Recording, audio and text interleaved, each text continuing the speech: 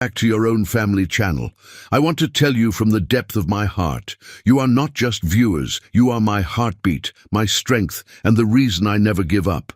Each story I write is not for fame or numbers. It is for you, my family, so that together we can laugh, cry, and feel the beauty of love. But family, lately I feel pain, when many of you leave without watching till the end, without leaving a comment, without a like. It feels as if my hard work, the nights I spend writing with love, are unseen. And yet I never stop, because I believe in you, my family. Your support is the light that keeps this channel alive. May the heavenly God shower every woman here with honor, grace, and endless love. May every sister and mother in this family be wrapped in peace, respect, and joy. May the men be blessed with strength and wisdom. May our children's futures be filled with light, and may no tear ever touch their eyes. Amen. If your heart is true, write, present. If your love is real, write, I am with Mr. Peter. I'm pregnant, Roberto. The words shattered the silence of Madison Square Garden's private locker room like a knockout punch to the soul. Roberto Langford, undefeated heavyweight champion with fists worth $50 million, stood frozen as his world collapsed around him. Anne pressed the ultrasound photo against his chest with trembling fingers, her dark eyes blazing with joy and terror. 8 weeks. The doctor said everything looks perfect. Our baby Roberto. Our miracle. He stared at the grainy black and white image. Their child, barely the size of his thumb, but already changing everything. Just 40 minutes ago, he'd signed the contract that would make him the richest fighter in history. The catch? Marriage to Harrison Blackwell's Ice Queen daughter, Charlotte, within 6 months. Roberto's hands shook as he touched the ultrasound photo. He could see the tiny form curled like a question mark, the child they'd created during stolen moments between his training camps and her nursing shifts. Their miracle, conceived on that snowy February night when Anne had whispered promises against his lips. Say something, Anne whispered, her voice cracking. Please. Roberto's throat felt like sandpaper. This woman had sacrificed everything, her nursing degree, her family's approval, her dreams, to watch him climb from underground fight clubs to championship gold. She'd held ice to his swollen face after brutal sessions, counted tip money for his protein shakes, and loved him in their cramped apartment like he was already a king. Anne had believed in him when he slept on gym floors and ate 1 meal a day. She'd whispered encouragement during those dark 3 a.m. moments when quitting seemed easier than fighting. Roberto. Anne's voice trembled with hope and growing fear. We talked about this, remember?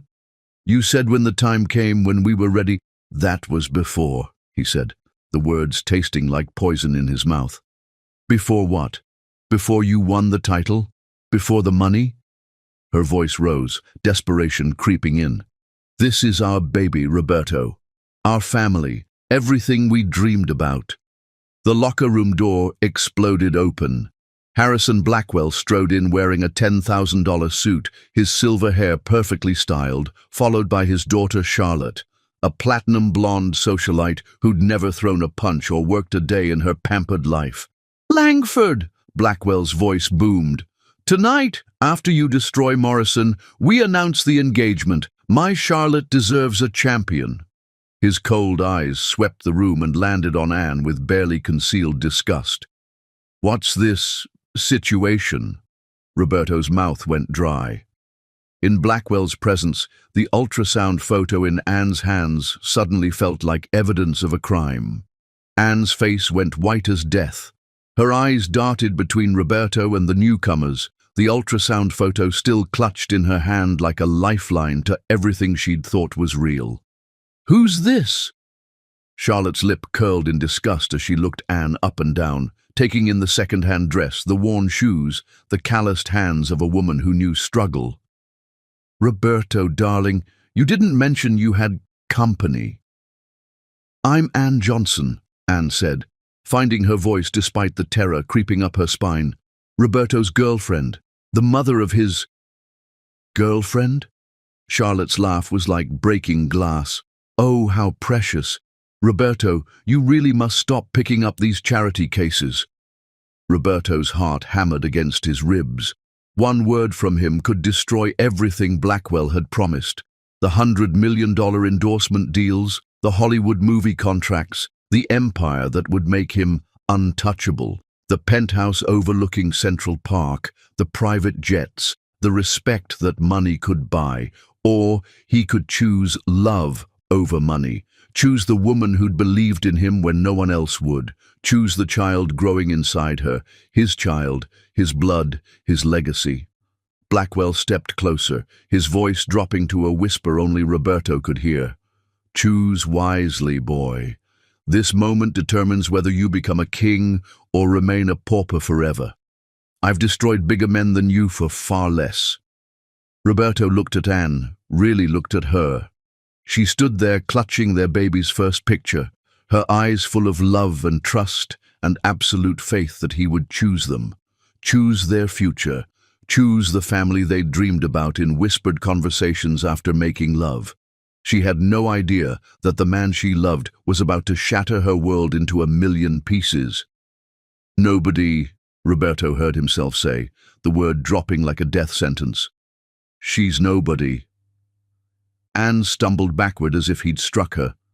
The ultrasound photo fluttered to the floor like a dying bird. Roberto. Her voice was barely a whisper. What are you saying? I'm saying we're done. Each word felt like swallowing razor blades. This was just fun, Anne. You knew that. The lies came easier now, each one killing another piece of his soul. You think I'd throw away everything for some waitress. But the baby, our baby, you said you wanted, handle it. He couldn't look at her, couldn't watch her beautiful face crumble. I've got a championship to defend and a real future to build. Charlotte linked her arm through Roberto's possessively, her diamond engagement ring catching the harsh locker room lights. Come on, darling. We have cameras waiting.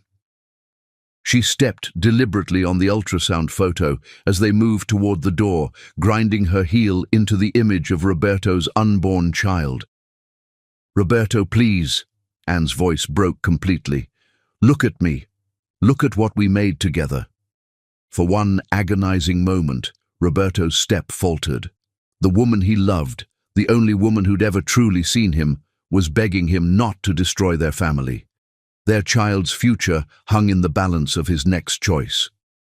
Don't make this harder than it has to be, Roberto said without turning around, his voice hollow as a grave. As they walked toward the door, Roberto heard Anne collapse onto the bench behind him, her sobs echoing off the concrete walls like the cries of a dying animal. The sound would haunt him for the rest of his life. Smart choice, boy, Blackwell whispered in Roberto's ear. Love doesn't pay the bills, power does. You just bought yourself an empire. And what did I sell? Roberto asked, though he already knew the answer. Your soul. But trust me, souls are overrated. Money is forever. Roberto didn't turn around. He couldn't, because if he looked back at Anne, beautiful, loyal Anne who'd just told him they'd created a miracle together, he might throw away $50 million and destroy his shot at immortality. But he could hear her behind him, whispering words that would echo in his nightmares. I loved you. God help me, I loved you more than life itself. The crowd's roar shook the walls as they walked toward the tunnel leading to the ring. 70,000 people chanting his name. Television cameras broadcasting his image to millions worldwide. This was his moment of glory. So why did it feel like he was walking to his own execution? In the tunnel, Charlotte pressed her body against his, whispering about their future. The mansion in Beverly Hills, the yacht in Monaco, the children they'd have who would inherit both empires. Children who would never know struggle, never know hunger, never know what it meant to choose between love and survival. Children who would never know they had a half-sister growing up in poverty because their father was too much of a coward to choose love over money. Behind them, Anne's cries grew fainter with each step. But Roberto could still hear her voice calling his name, still hear the desperation and disbelief that the man she'd given everything to could abandon her so completely. Roberto Langford was about to become the richest fighter in boxing history, and he'd just murdered his own soul to do it. The crowd erupted as he stepped into the arena lights, the championship belt gleaming around his waist. Cameras flashed like lightning. Charlotte waved to the crowd like a queen claiming her throne. But all Roberto could hear was Anne's broken voice echoing through his mind. Our baby, Roberto, our miracle. A miracle he'd just abandoned for 30 pieces of silver and a crown that suddenly felt like it was made of thorns. The referee called him to center ring. His opponent Morrison shadowboxed in the opposite corner, throwing combinations that would normally make Roberto analyze weaknesses and plan his attack. Tonight, he could barely focus. The biggest fight of Roberto's career was about to begin. But in the locker room behind him, a woman sat alone with her shattered dreams and the ultrasound photo of a child who would grow up to become his greatest nightmare. Roberto had chosen money over love, fame over family, power over the only woman who'd ever truly seen him. He'd won everything he thought he wanted, and lost the only fight that would ever matter. The announcer's voice boomed across the arena. Ladies and gentlemen, presenting the undefeated heavyweight champion of the world, Roberto the Thunder Langford. The crowd's cheers were deafening. Roberto raised his gloves above his head, playing the part of the conquering hero. Flash bulbs exploded like stars. This was the moment every fighter dreamed of, standing at the center of the universe, undefeated and unstoppable. But behind the roar of the crowd, he could still hear Anne's sobs. Behind the blinding lights, he could still see her face crumbling when he called her nobody. The bell rang. The crowd screamed. Roberto threw the first punch of what would become a legendary career built on betrayal. He won the fight in 6 rounds, devastating Morrison with combinations that seemed powered by his own self-hatred. With each punch he landed, he tried to forget Anne's face. With each cheer from the crowd, he tried to drown out her voice calling his name. It didn't work. 18 years later, that betrayal would come home to roost. And when it did, the whole world would watch as the daughter he'd abandoned destroyed everything he'd built with the same ruthless precision he'd shown in abandoning her. Roberto Langford had no idea that his greatest opponent had just been born in the shadow of his greatest victory. But Anne knew. Even through her tears, even through her heartbreak, Anne knew. She pressed the ultrasound photo to her lips, the photo Charlotte had tried to destroy but failed to tear, and whispered a promise that would echo through the years. He'll pay for this, baby girl. I don't know how, I don't know when, but he's going to pay for what he did to us. You're going to be everything he threw away and more. The crowd's cheers from the arena above sounded like thunder, like the storm that was coming, like justice demanding to be served. Roberto Langford was about to learn that some victories cost everything, and some daughters never forget. Some daughters grow up hungry, some daughters grow up angry, some daughters grow up with their mother's broken heart and their father's killer instinct, and some daughters become champions for all the right reasons, to prove that love is stronger than money, that loyalty matters more than fame, and that the children you abandon have a way of finding you when you least expect it. 18 years from now, Roberto Langford would look across a boxing ring and see his own eyes staring back at him from his daughter's face. And in that moment, he would finally understand the true cost of the choice he'd made in a locker room beneath Madison Square Garden. But tonight, he celebrated his victory with champagne and photographers, while the woman who'd loved him counted her tears and planned a future that would shake the world. The storm was coming. And it had a name. Clarissa. Chapter 2. A Mother's Struggle. The eviction notice was pink, the color of cotton candy and little girls' dreams. How cruel that something so innocent-looking could destroy everything. Anne held the paper with hands that hadn't stopped shaking since she'd watched Roberto marry Charlotte Blackwell on national television. The ceremony had been broadcast live from a cathedral that cost more than most people earned in a lifetime. She'd watched through Murphy's electronics window while bouncing 6-month-old Clarissa, her daughter's tiny fingers wrapped around the ultrasound photo Roberto had abandoned. "Mama," 4-year-old Clarissa tugged at Anne's coat, her voice cutting through the nightmare of unpaid bills scattered across their kitchen table. Even at this age, her daughter's dark eyes held Roberto's intensity. The mean man coming back? The mean man was their landlord, Mr. Peterson, who'd been hammering on their door for the past week. 3 months behind on rent meant eviction in this neighborhood. No mercy, no exceptions, no consideration for a single mother working 3 jobs just to keep the lights on. "No, baby girl." Anne forced a smile that felt like broken glass cutting her face.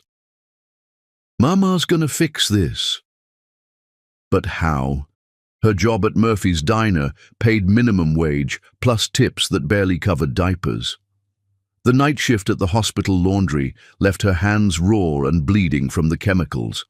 And the weekend cleaning job at the office building meant she saw Clarissa awake for maybe 2 hours a day. She'd tried calling Roberto's management company 47 times. They'd stopped taking her calls after the first week. The lawyers had been crystal clear: no proof of paternity meant no claim to his fortune. A DNA test cost $3,000. $3,000 she didn't have to prove what she already knew in her heart. Meanwhile, Roberto's face smiled down at her from every magazine cover in the grocery store checkout line. "Boxing's golden boy lives his dream life," the headlines screamed. Photos of him and Charlotte at charity galas, yacht parties, movie premieres. His net worth had climbed to $200 million. $200 million. Anne was splitting a can of beans between herself and her daughter for dinner. "Mama hungry?" Clarissa asked, pushing half her portion toward Anne with chubby fingers that already showed the stubborn determination she'd inherited from her father. "No, baby. You eat it all. Mama already had hers." It was a lie. Anne hadn't eaten a full meal in 4 days, but watching Clarissa smile as she devoured the beans, watching her daughter thrive despite everything, made the gnawing hunger in her stomach disappear. The apartment door rattled under heavy fists that sounded like thunder. "Mrs. Johnson, open up right now." "Peterson." Anne's heart hammered as Clarissa instinctively moved behind her mother's legs, those fierce dark eyes already learning to recognize danger. "Stay here, baby." Anne opened the door just wide enough to face the red-faced landlord whose breath reeked of cheap beer and cheaper cigarettes. "Time's up," Peterson growled, his bloodshot eyes raking over Anne's body with the entitled hunger of a man who thought poverty made women desperate enough to trade anything for shelter. "You got 1 hour to pack whatever fits in your car, then you're gone." "Please," Anne whispered, hating herself for begging, but willing to swallow any amount of pride for her daughter. "I just need 2 more weeks. I'm getting a second job at the hospital." "Should have thought of that before you spread your legs for some fighter who don't want you." His cruel smile revealed yellow teeth. 1 hour, and if you ain't gone, I'm calling the cops and child services. Pretty little girl like that shouldn't be living with a mother who can't provide. The threat hit Anne like a physical blow. Child services. They could take Clarissa away, claim she was an unfit mother because she couldn't afford rent. Her daughter could disappear into the system, become another forgotten statistic. Peterson stomped away, leaving Anne trembling in the doorway with the taste of terror in her mouth. "Mama?" Clarissa appeared beside her, those Roberto fierce eyes blazing with an anger that should have been impossible in a 4-year-old. "That man can't talk to you like that." Anne knelt down to her daughter's level, seeing Roberto's stubborn jawline in Clarissa's tiny face, the same determination that had made him a champion, burning like a flame that could never be extinguished. Sometimes, baby girl, people think they can push us around because we don't have money. But you know what? What, mama? Money don't make you strong. Heart makes you strong. And you got the biggest, strongest heart I ever seen. Clarissa nodded solemnly, then wrapped her small arms around Anne's neck with a fierceness that took her breath away. We gonna be okay, mama. I'm gonna take care of you when I'm big. The promise from a 4-year-old should have been heartbreaking. Instead, something fierce and protective flared in Anne's chest.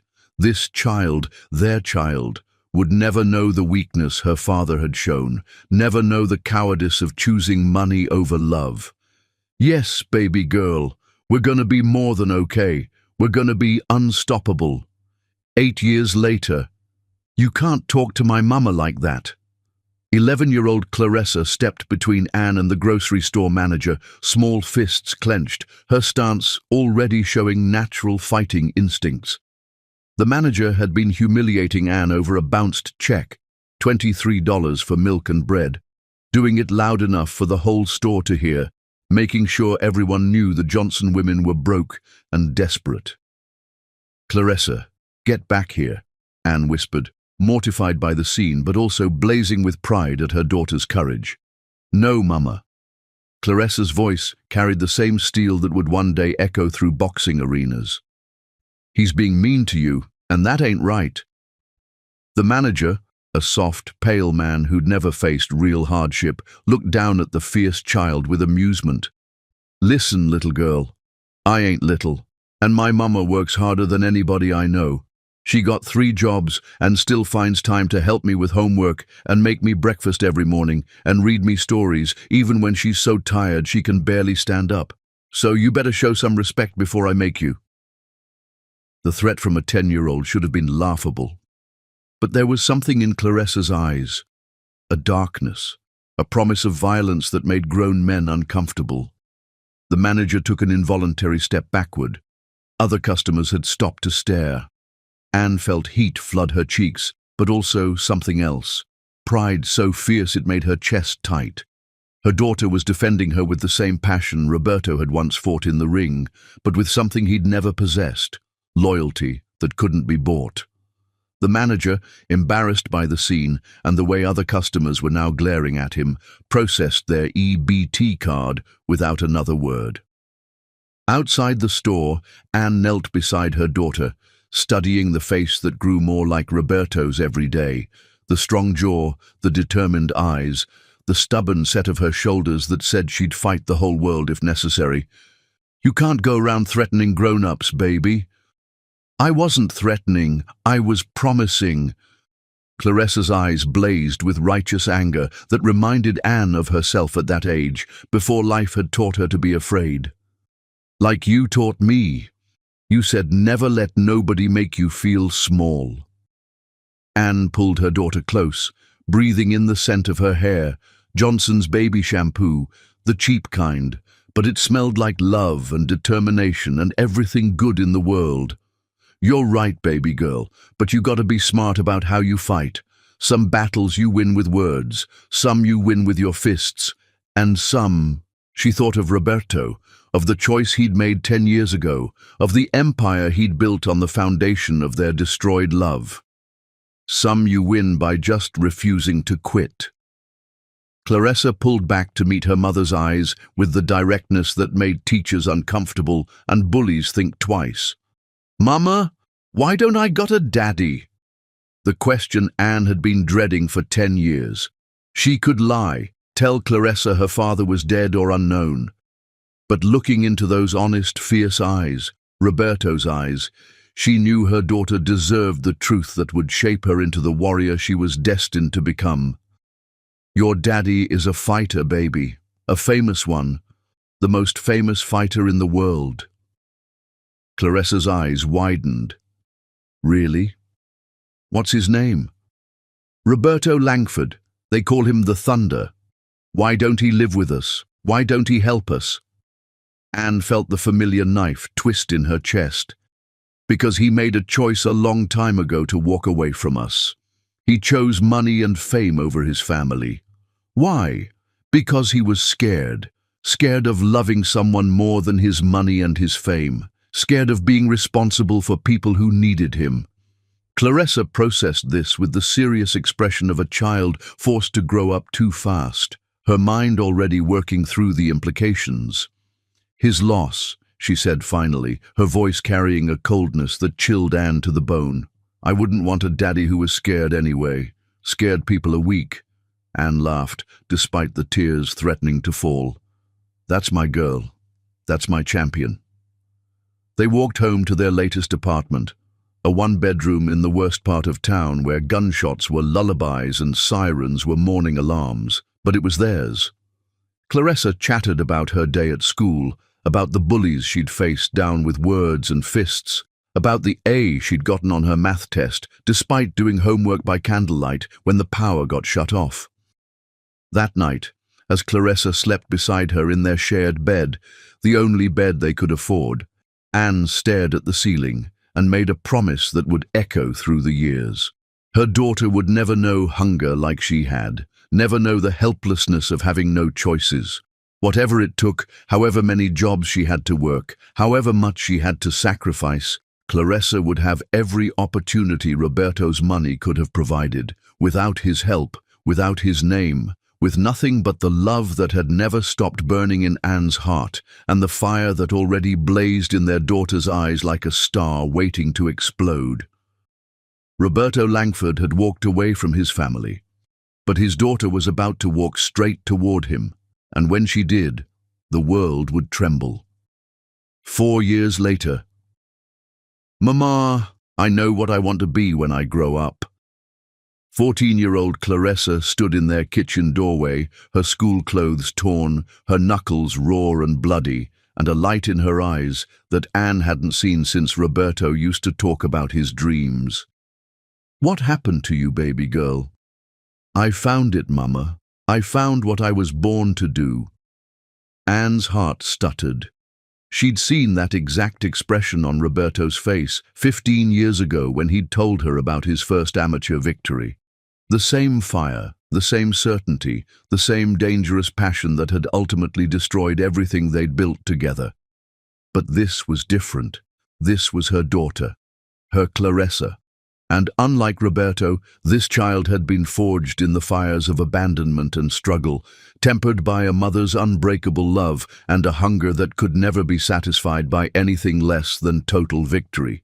"Found what?" "Boxing, Mama. I can fight. I mean really fight." The word hit Anne like a punch to the chest. Boxing. The sport that had given her Roberto and then taken him away. The sport that had built their love and then destroyed it. The sport that had made her baby's father a millionaire and left his daughter counting pennies for school lunch. "Baby." "No, Mama. Listen to me."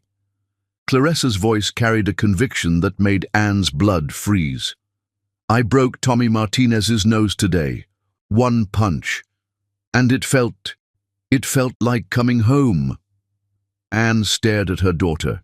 This fierce, beautiful child who had Roberto's eyes and her own unbreakable spirit, and realized that fate had been preparing for this moment since the night Roberto walked away.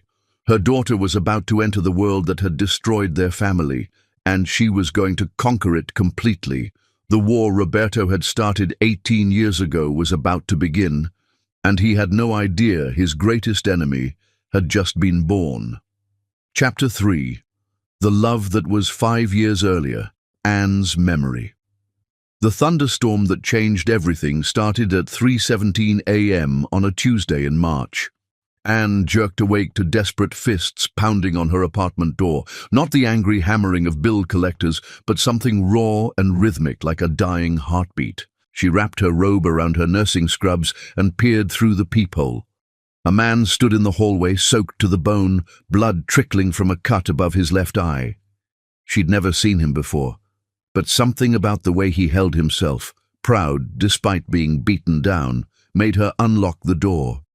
"Please," he gasped, leaning against the doorframe. "I just need somewhere to clean up. I got jumped outside the gym, and I live 20 blocks from here. I saw your light. Roberto Langford looked nothing like the polished champion he'd become. No designer suits, no entourage, no cameras, just a struggling fighter in torn jeans and a blood-stained tank top, asking for kindness from a stranger. Oh my God, you're hurt. Anne's nursing instincts kicked in. She pulled him inside, not caring that he was dripping on her clean floor. I'm fine, he insisted, then promptly swayed on his feet. Sit. She guided him to her kitchen table, a thrift store find she'd painted sunshine yellow. Let me look at that cut. As she cleaned his wound, Roberto studied her face in the soft lamplight. Anne was beautiful in a way that had nothing to do with makeup or expensive clothes.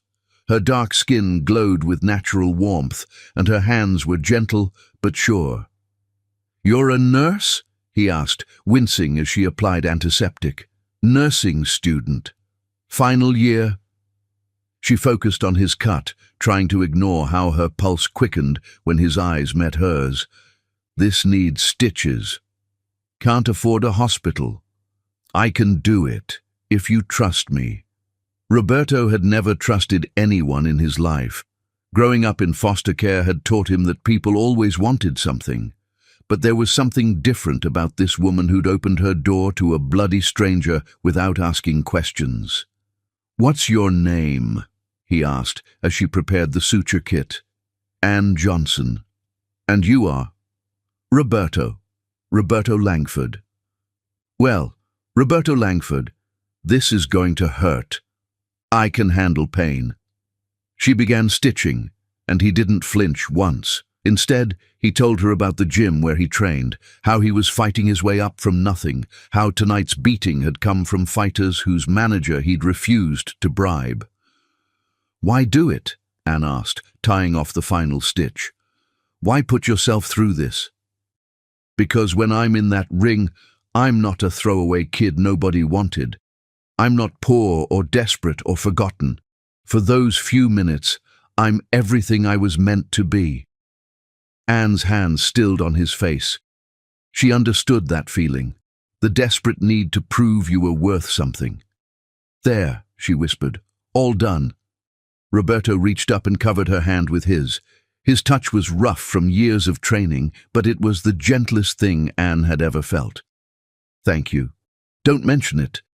No, I mean, thank you for seeing me. Not what I might become, not what I'm fighting for. Just me.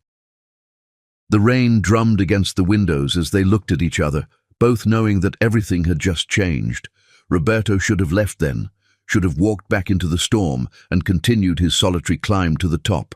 Instead, he asked, would you like to get coffee sometime? 3 weeks later, they were inseparable. Anne had never experienced love like Roberto's, complete devotion and wild passion. He treated her like precious treasure, bringing flowers he couldn't afford and staying up all night helping her study for exams. You're going to be famous someday, Anne whispered one night as they lay intertwined, their skins still glowing from lovemaking that left them breathless. We're going to be famous, Roberto corrected, pulling her closer. You think I'm doing this for me? Anne, baby, I'm fighting for us, for the life we're building together. He traced patterns on her bare shoulder, his calloused fingers creating fire wherever they touched. Tell me, she breathed against his neck. Tell you what? Tell me about our life, the one we're going to build. Roberto's eyes lit up like a child's on Christmas morning. First thing I'm buying you is a house, not some mansion. I know you don't care about that stuff, but a real house with a garden where you can grow those flowers you love. Anne smiled, pressing kisses to his chest. What else? I'm going to pay for you to finish nursing school, not because you need my money, but because I want to give you choices.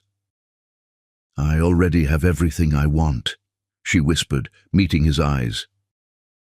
Roberto cupped her face in his hands, his thumbs stroking her cheekbones. I love you, Anne Johnson. I love you so much it scares me sometimes.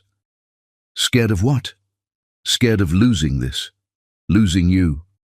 Anne silenced his fears with a kiss that tasted like promises and forever. When they broke apart, both were breathless. "You're not losing me, Roberto Langford. You're stuck with me." "Good," he growled, rolling her beneath him. "Because I plan on spending the rest of my life showing you how much you mean to me." His father owned 3 businesses and paid for Tommy's training, making him think he owned the gym and everyone in it. "Nothing," she said, backing toward the wall. "Just walking by." "Just walking by?" Tommy sneered, stepping closer until she could smell the protein shake on his breath. "You've been watching for 20 minutes. You some kind of freak? Girls don't belong here, especially broke-ass girls like you." "I can watch if I want to."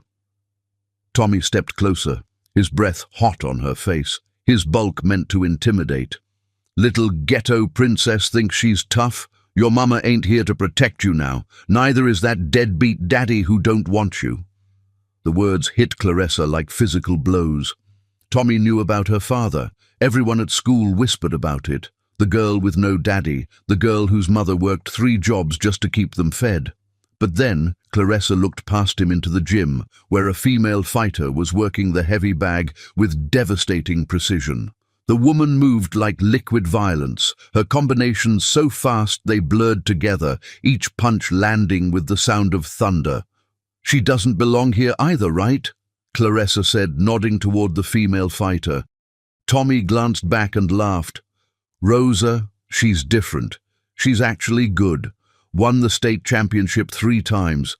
You're just some wannabe watching through windows like a homeless dog begging for scraps." "How do you know I'm not good?" "Because you're a girl.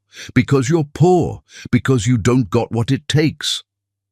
Tommy shoved her hard enough to slam her back against the brick wall, the impact driving the air from her lungs. "Because you're nothing, just like your daddy thinks you are."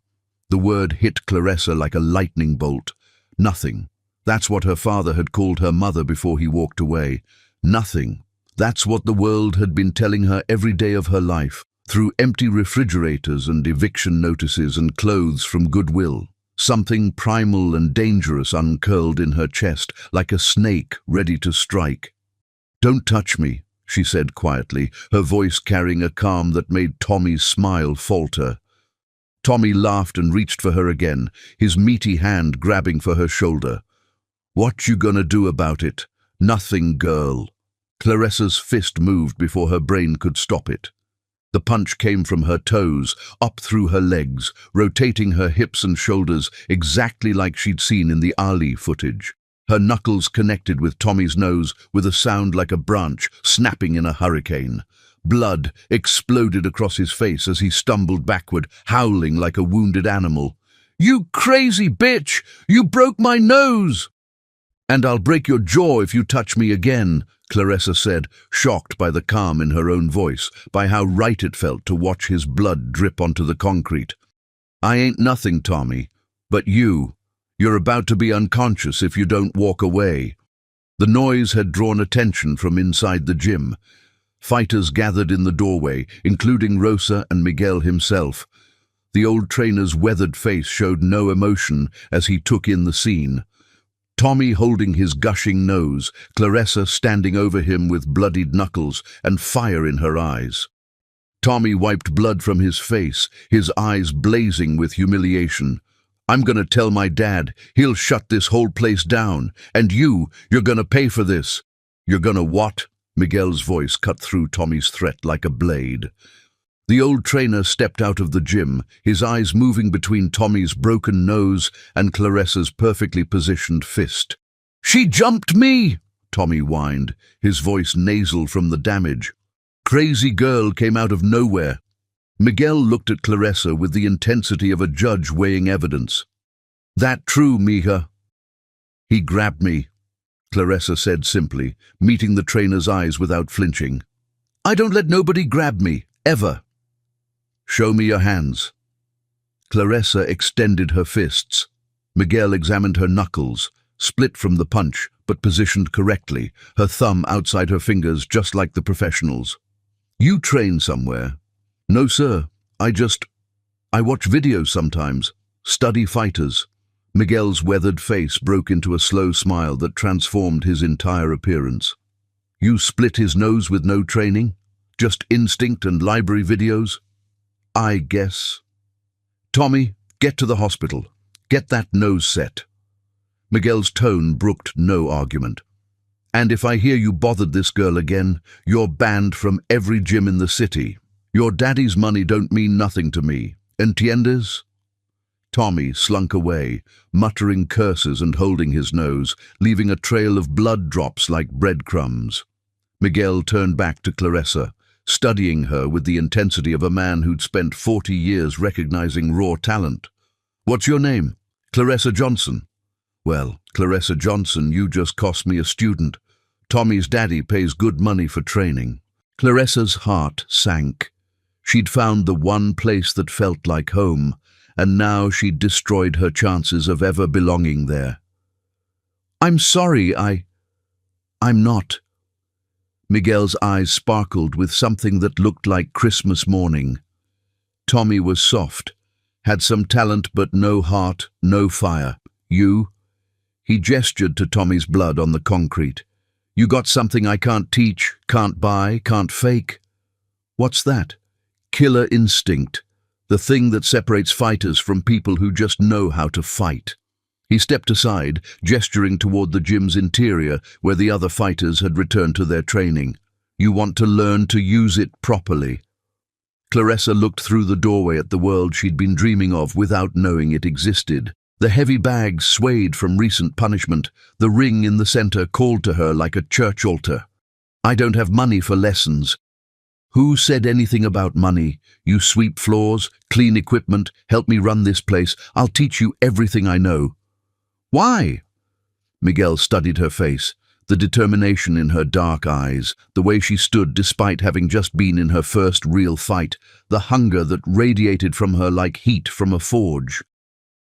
Because every 20 years or so, someone walks into my gym who's different. Someone with that fire you can't fake, can't buy, can't teach. Rosa was one. He nodded toward the female fighter. Now she's ranked 3rd in the world. And you think I could be like her? Mia, I think you could be better than her. I think you could be better than anyone who's ever stepped through those doors. Clarissa felt something shift in her chest, a door opening onto a future she'd never dared imagine, a path that led from nothing to everything. When do I start? Right now. Grab those gloves. Miguel pointed to a worn pair hanging on the wall. Let's see if that punch was luck or destiny. As Clarissa laced up her first pair of boxing gloves, cracked leather that had shaped a dozen champions, she had no idea that across town, Roberto Langford was on television talking about his upcoming exhibition match. Had no idea that her father's championship belts were displayed in a mansion she'd never seen, while she trained in a gym held together with duct tape and dreams. All she knew was that when Miguel held up the focus mitts and called for combinations, her hands moved like they'd been waiting her entire life for this moment. Left hook, right cross, left uppercut. Each punch landed with devastating precision that made Miguel's eyes widen. Each impact sent shockwaves through her bones that felt like coming home. Dios mío, Miguel susurró después de la tercera combinación. You sure you never trained before? Never. Then God help whoever you fight, mija, because you're going to be a monster. And in the reflection of Miguel's proud smile, Clarissa saw her future rushing toward her like an oncoming train. She was about to become everything her father had abandoned. The only question was whether the boxing world was ready for the storm that had been brewing for 14 years in the heart of a girl who'd been called nothing. They were about to find out. The daughter Roberto Langford had thrown away was about to pick up the gloves that would destroy his world. One punch at a time. Chapter 5. The Hunger Within. Anne knew something had changed the moment Clarissa walked through their apartment door. Her daughter's knuckles were raw, her school clothes torn, and there was a light in her eyes that Anne hadn't seen since Roberto used to talk about his dreams in their old bed. The same dangerous fire that had consumed everything in its path. Baby girl, what happened to you? Clarissa dumped her backpack and faced her mother with the intensity of a warrior reporting for battle. Blood still stained her knuckles, and her breathing was elevated like she'd been running for miles. Mama, I found it. I found what I was born to do. Anne's heart stuttered. She'd seen that exact expression on Roberto's face 15 years ago when he'd told her about his first amateur victory. The same fire, the same certainty, the same dangerous passion that had ultimately destroyed everything they'd built together. Found what? Boxing, Mama. I can fight. I mean really fight. Clarissa's words tumbled out like water through a broken dam. There's this gym, this trainer Miguel, and I broke this boy's nose with one punch. You what? Anne's blood went cold. Boxing, the sport that had given her Roberto, then stolen him away. The sport that had built their love, then destroyed it completely. Mama, you should have seen it. The way my fist connected, the way it felt so right, like I was finally doing what God made me for. Clarissa's eyes blazed with a hunger that terrified Anne to her core. Miguel says I got natural talent, says I could be better than anyone. Anne sank into their second-hand chair, memories crashing over her like a tsunami. Roberto in their tiny apartment, shadowboxing while she studied for nursing exams. Roberto telling her about his dreams, his voice carrying the same obsessive intensity she now heard in their daughter's voice. Baby, boxing is dangerous. People get hurt. I'm already hurt, Mama. Clarissa exploded, her voice cracking with emotion. Every day at school, kids talking about their daddies, about family vacations and new clothes and all the things we can't have. Every night watching you work yourself to death just to keep us fed. I'm tired of being hurt by things I can't control. The raw pain in her daughter's voice hit Anne like a physical blow. Clarissa had been carrying this weight for years, and Anne had been too busy surviving to see it. But in that gym, Clarissa continued, her voice dropping to a whisper, when I hit that bag, when I threw that punch, for the first time in my life I felt powerful, like I could take all this pain and turn it into something that matters. Anne looked at her daughter, really looked at her. Clarissa stood different now, balanced on the balls of her feet like a fighter. Her shoulders were set with the confidence of someone who'd discovered their purpose. This wasn't just teenage rebellion. This was destiny calling. Tell me about this trainer. For the next hour, Clarissa described Miguel Santos with the reverence of a disciple describing a prophet. How he'd seen something in her that no one else ever had. How he'd offered to train her for free in exchange for work around the gym. How he'd looked at her like she was already a champion instead of a girl from the projects with holes in her shoes. He says I got something special, Mama. Something that can't be taught. Anne closed her eyes, remembering Roberto saying almost identical words 15 years ago. But there was something different about Clarissa's hunger. Something harder, more focused. Roberto had fought to escape his past. Clarissa wanted to fight to conquer her future. And this is what you really want?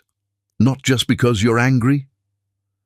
I want it more than I've ever wanted anything in my life. Clarissa knelt beside Anne's chair, her voice intense with conviction. Mama, I know this scares you.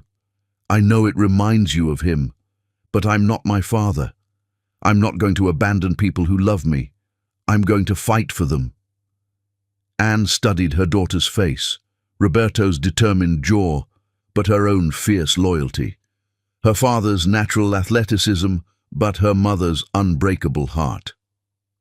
If you're going to do this, Anne said finally, you do it right. No half measures. You train hard, you listen to your coach, and you never forget where you came from. Clarissa's face lit up like the sun breaking through storm clouds. Really? Really? But I got conditions. Anything. School comes first. Your grades slip, you're done. And you tell me everything. Every fight, every injury, every time someone tries to take advantage of you. I promise, Mama. I swear. Anne pulled her daughter into a fierce hug, breathing in the scent of her hair, mixed with the smell of the gym, leather and sweat and dreams. Then go show the world what a Johnson woman can do. 3 months later. The transformation was nothing short of miraculous. Claressa had gained 15 pounds of muscle, her body sculpted by hours of relentless training. She woke up at 5 a.m. to run 5 miles before school, spent every afternoon at the gym, and fell asleep studying fight footage on their ancient laptop. Anne watched her daughter evolve from an angry teenager into something magnificent and terrifying, a predator disguised as a high school student. "Mama, watch this," Claressa said one evening, demonstrating combinations in their tiny living room. Her hands moved with lightning speed, her footwork making their cramped apartment look like a boxing ring. "Where did you learn that?" "Miguel's been showing me footage of the old masters. Ali, Frazier, Foreman."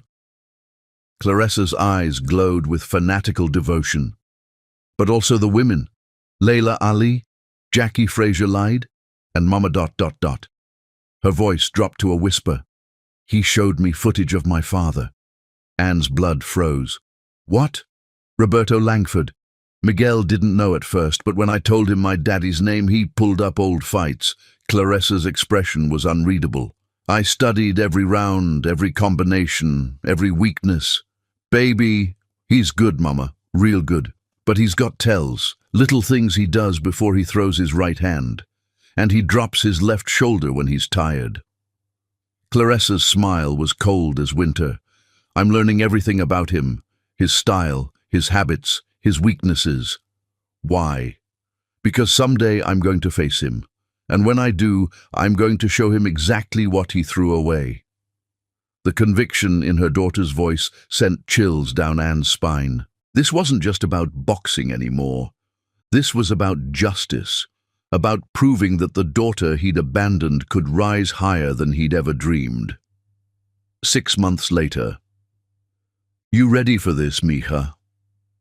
Miguel stood in the corner of the amateur ring at the downtown Civic Center, his weathered hands wrapping Claressa's wrists with practiced precision.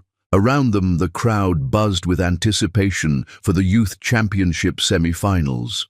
Claressa nodded, her eyes fixed on her opponent across the ring, Maria Santos, the defending champion whose father owned a chain of gyms and had been training her since she was 6 years old.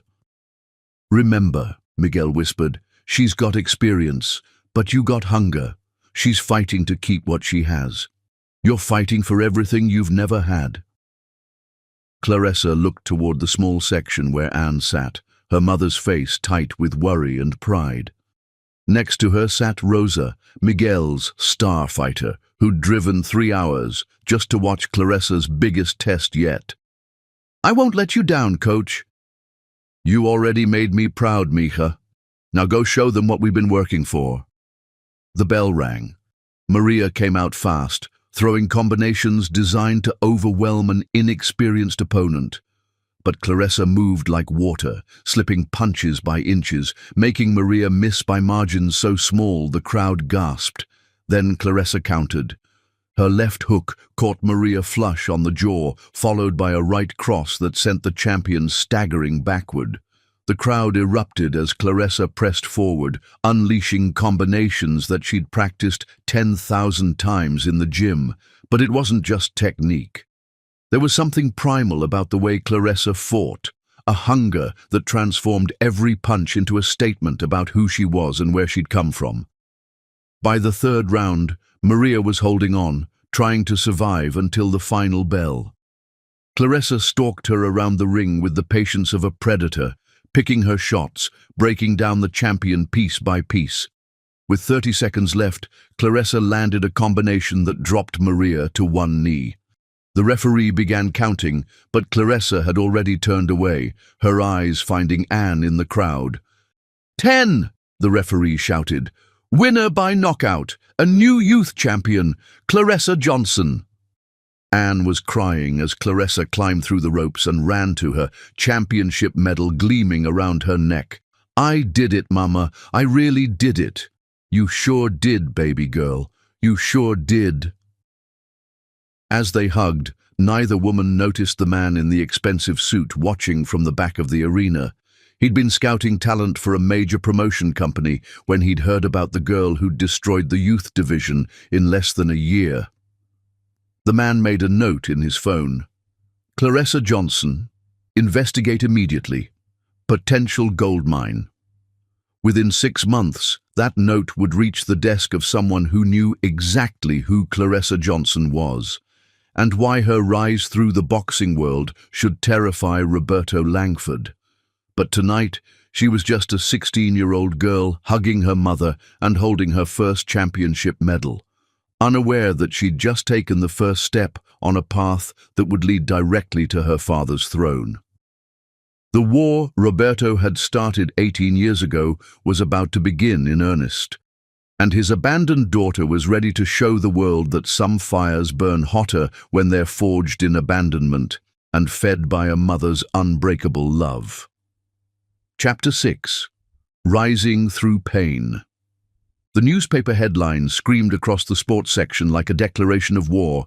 "Mystery girl destroys amateur division. Who is Clarissa Johnson?"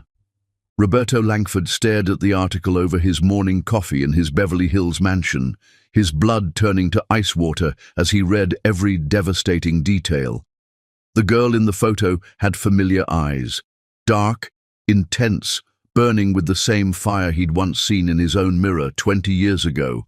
The last name was like a sledgehammer to his chest. Johnson, Anne's last name. The article detailed the meteoric rise of 17-year-old Clarissa Johnson, who'd won every amateur tournament she'd entered in the past 2 years, usually by knockout in under 3 rounds. The sports writer gushed about her supernatural instincts and devastating power that seemed to emerge from thin air. But Roberto saw something else in the photo that made his hands shake like an old man's.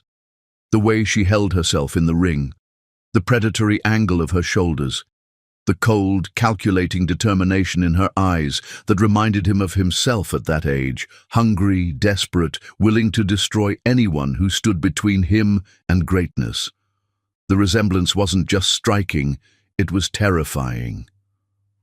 "Darling, you look like you've seen a ghost." Charlotte glided into their marble kitchen, wearing a silk robe that cost more than most people's cars.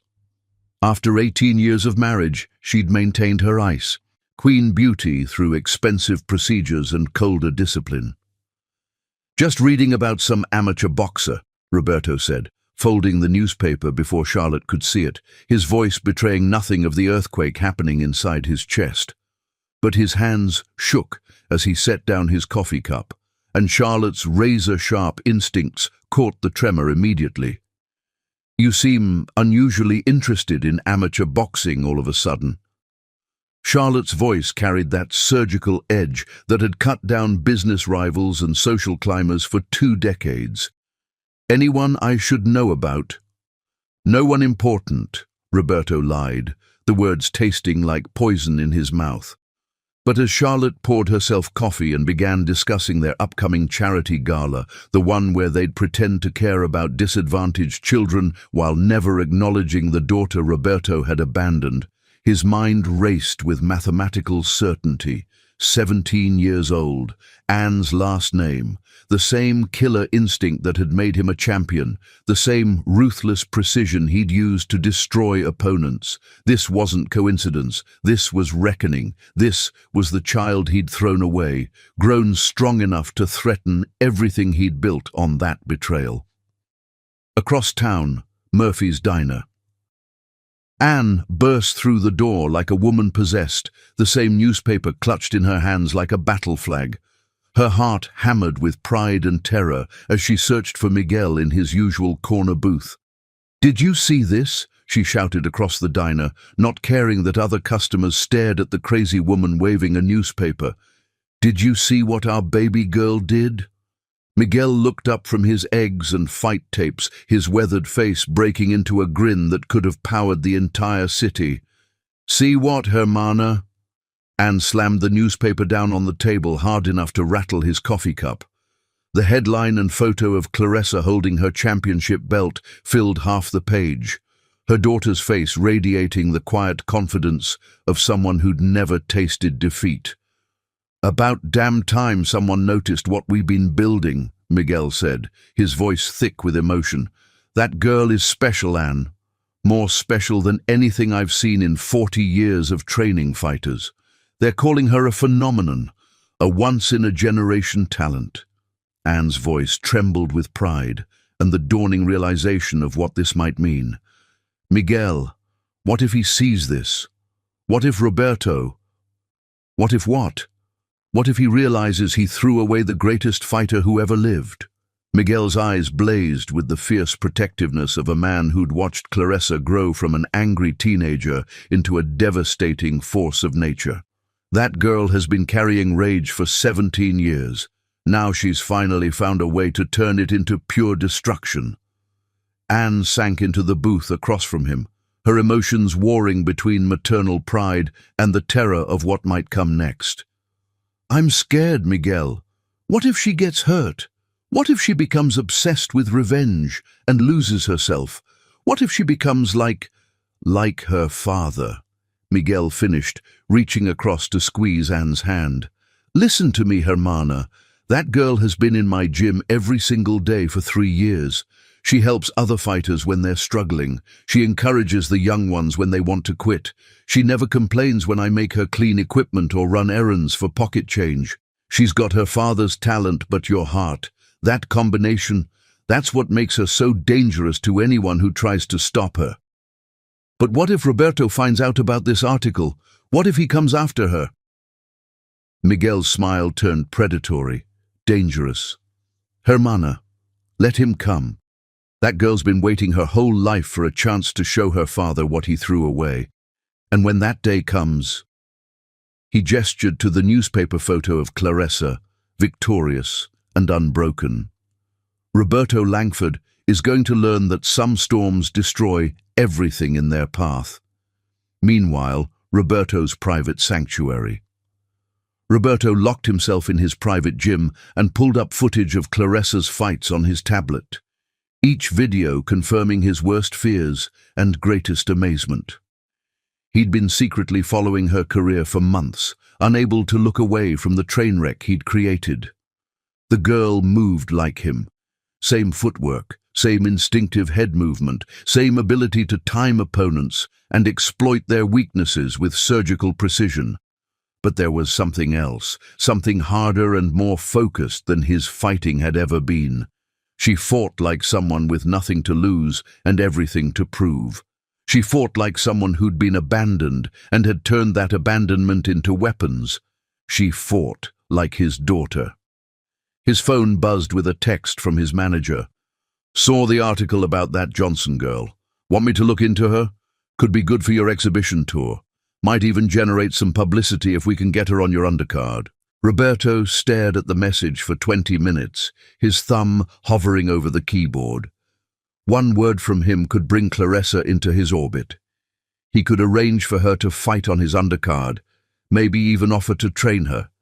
He could try to be the father he'd never been, the man he'd abandoned when he chose Charlotte's money over Anne's love.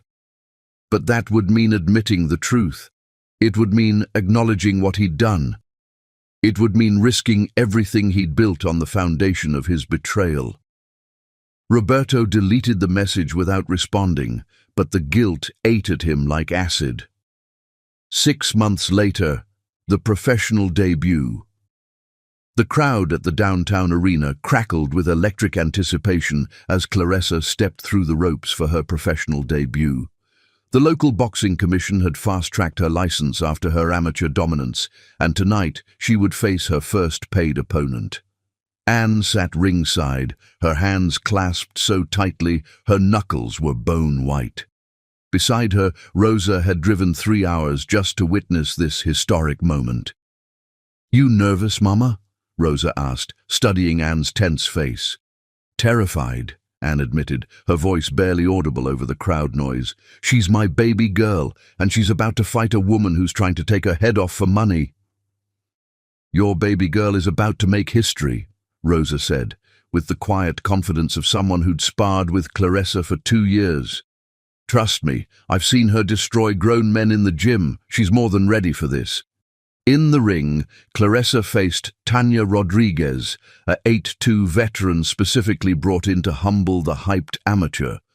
Rodriguez had knocked out her last 4 opponents and wasn't impressed by newspaper headlines or teenage phenoms. You ready, mija? Miguel asked as he applied Vaseline to Claressa's face with the reverence of a priest preparing communion. I've been ready my whole life, coach. The bell rang like a gunshot. Rodriguez came out swinging like a woman possessed, trying to intimidate the teenage professional with veteran aggression and every dirty trick she'd learned in 8 years of professional fighting. She threw illegal kidney shots, held and hit, stepped on Claressa's feet, and did everything possible to break the young fighter's composure. But Claressa moved like smoke given form, making Rodriguez miss by fractions while landing sharp counters that echoed through the arena like thunderclaps.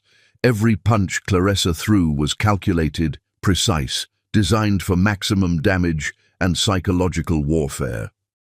This is absolutely unbelievable, the television announcer screamed. Johnson is making Rodriguez look like she's fighting underwater. The precision, the patience, the ring IQ. This girl fights like she's been doing this for 20 years. By the second round, Rodriguez was already breathing hard, her confidence shattered by a teenager who fought like a seasoned assassin. Claressa had systematically broken down every aspect of the veteran's game, neutralized her power, frustrated her aggression, and made her look foolish in front of the television cameras. I don't understand what I'm seeing, Rodriguez's trainer told her between rounds, panic creeping into his voice. She's reading everything you do before you even think about doing it. In the third round, Claressa ended it with surgical precision that left the crowd stunned. A perfect combination that belonged in a boxing textbook. Left hook to the body that folded Rodriguez in half like a closing book, followed by a right uppercut to the chin that sent her crashing to the canvas like a fallen tree. The referee didn't even need to count. Rodriguez was unconscious before she hit the mat. Winner by knockout in her professional debut, Claressa "Lightning" Johnson. Anne was sobbing as Claressa found her in the crowd, tears of pride and terror streaming down her face. I'm so proud of you, baby girl. We did it, Mama. This is just the beginning of everything we dreamed about. As photographers snapped pictures and reporters shouted questions, Claressa looked directly into the main television camera and spoke words that would haunt Roberto Langford for months. This victory is dedicated to every child who's been abandoned by a parent who chose money over love. We don't need their names or their money or their approval. We just need the fire they left burning inside us when they walked away. 1 year later, the unstoppable rise. Claressa's professional record climbed to 11-0 with 9 knockouts, each victory more impressive and terrifying than the last. Each opponent was more experienced, more dangerous, more desperate to be the one who finally stopped the teenage phenomenon. None of them came close. Boxing magazines started calling her the future of women's boxing. ESPN featured her on their Rising Stars special. Sports Illustrated put her on their cover with the headline, "The Girl Who Fights Like Thunder." And Roberto watched every single fight in the privacy of his home gym, torn between fatherly pride and existential terror. The phone call that shattered his carefully constructed denial came at 3 a.m. on a Tuesday, jolting him from nightmares about ultrasound photos and broken promises. Roberto Langford. Who the hell is this? Marcus Webb from ESPN. I'm working on a feature about rising boxing stars, and I wanted to ask you about Claressa Johnson. Roberto's blood turned to Arctic water. I don't know any Claressa Johnson. Really? Webb's voice carried the excitement of a reporter who'd stumbled onto the story of the decade. Because our research shows some very interesting connections. Same city where you started your career. Her mother's name is Ann Johnson, and Mr. Langford, when you watch her fight." Webb paused for dramatic effect. "She moves exactly like you did at that age. Same style, same instincts, same killer precision." "I have no comment." "She's been telling reporters that she's going to call you out publicly after her next fight. Says she wants to prove that abandoned children can become champions too. Any response to that?" Roberto hung up without another word, but his hands shook for an hour afterward. Charlotte found him at dawn, staring at his championship belts displayed on the wall like trophies from a war he was starting to realize he'd lost the moment he walked away from Anne. Who was on the phone at 3 a.m.? Wrong number. But Roberto didn't sleep for the rest of the week. Instead, he watched every video of Claressa's fights he could find, seeing his own genetics wielded by someone who had every reason to hate him and every tool necessary to destroy everything he'd built. The call-out that changed everything. 2 weeks later, Claressa stood in the ring after demolishing her 12th professional opponent in 4 brutal rounds. The interviewer approached with barely contained excitement as cameras rolled live on national television. "Claressa, you're now 12-0 with 10 knockouts. You're being called the most dominant young fighter in boxing history. What's next for Claressa Johnson?" Claressa looked directly into the camera, her eyes blazing with the cold fire of someone who'd waited her entire life for this moment. "I want to call out Roberto Langford. He calls himself the Thunder, but I got news for him. I'm the storm he created when he walked away from his family 18 years ago." The crowd erupted like a volcano. The interviewer's eyes went wide with shock. Social media exploded within seconds as the clip began trending worldwide. "Are you saying Roberto Langford is your father?" "I'm saying Roberto Langford abandoned a pregnant woman because he was too much of a coward to choose love over money. He threw away his family for a paycheck and a trophy wife. Now his daughter has grown up, and I'm coming for everything he built on that betrayal." The interview went viral within minutes. Sports shows interrupted regular programming to play the clip. Social media exploded with speculation, demands for DNA tests, and calls for Roberto to respond. Langford vs. Johnson began trending worldwide within an hour. In his mansion, Roberto watched the clip for the 100th time, studying the face that looked so much like his own, twisted with righteous anger and unbreakable determination. Charlotte found him in his study at dawn, empty whiskey bottles scattered around his chair like spent ammunition. "So it's true," she said with ice-cold calculation. "You have a daughter." Roberto looked up at his wife, the woman he'd chosen over Anne, over love, over everything that had ever mattered. It was a long time ago. "Not long enough, apparently. She's going to destroy everything we've built unless we act fast." Charlotte's voice carried the calculating coldness of someone already planning damage control. "I have lawyers, investigators, people who can make problems disappear." Roberto thought about Anne, about the ultrasound photo, about the choice he'd made in a locker room that had haunted every single day of the past 18 years. "Maybe," he said quietly, his voice hollow as a grave, "maybe I deserve to be destroyed." But even as he said it, Roberto knew he wouldn't go down without a fight. His daughter wanted war. She was about to get the fight of her life. The collision between father and daughter was inevitable now. The only question was whether Roberto's empire could survive the storm he'd created by abandoning the one person who could have made him truly great. Claressa Johnson was coming for her father, and she was bringing 18 years of abandonment, pain, and her mother's unbreakable love as weapons that would cut deeper than any punch ever could. The final battle was about to begin, and the whole world would be watching when the daughter Roberto threw away came to collect everything he owed her. Chapter 7. The challenge issued. The media explosion was unprecedented.